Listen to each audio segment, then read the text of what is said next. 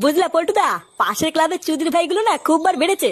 বাড়া আমি কালকে রাত্রেবেলায় সাইকেল নিয়ে বাড়ি যাচ্ছিলাম, চোদনাগুলো আমাকে একা পেয়ে সাইকেল কিনে নিয়েছিল জানো। কি বলিস, তো সাইকেল কিনে নিয়েছিল? তারপর বাড়া তুই কিছু বললি না? আমি আর কি বলবো, কিছু বললে যদি কেলায়। কি কিছু বলিসনি? তাহলে ওরা আমাকে একবার ডাকতিস, চোদনাগুলোর ক্লাবে ঢুকে পুঙ্গা মেরে দিয়ে আসতাম। আর বলো না, অনেক রাত হয়ে গেছিল বলে আমি আর কাউকে কিছু বলিনি। ঢ্যামনাগুলো পুজোর আগে একটা ঝামেলা করতে চাইছে।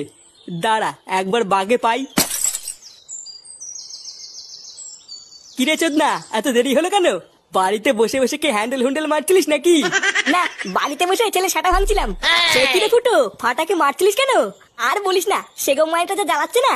লেওরা প্রতিদিন কেউ না কেউ বাড়ির উপরে এসে ওর নামে নালিশ করে যাচ্ছে। ভোদার বাল দিয়েছি আর কি সাটা ভেঙে। ঠিকই আছে, তোর ছেলে তোর মতনই বারোচোদা হয়েছে। তুই যেমন এতদিন তোর বাপের গাড় জ্বালিয়ে খেয়েছিস, তোর ছেলেও দেখি সেম এরকমই করবে।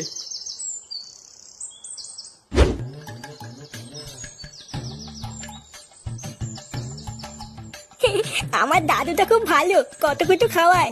আর আমার বাপটা শালা ধ্যামনা বাপ শুধু কেলায়। লেওরা কোন দিন ধরে ছাতা ভেঙে দেবো বুঝতেও পারবে না। লেওড়া ধর ধর, সেগো মাইটারে ধর। তোমরা কালা দাদু, ও দাদু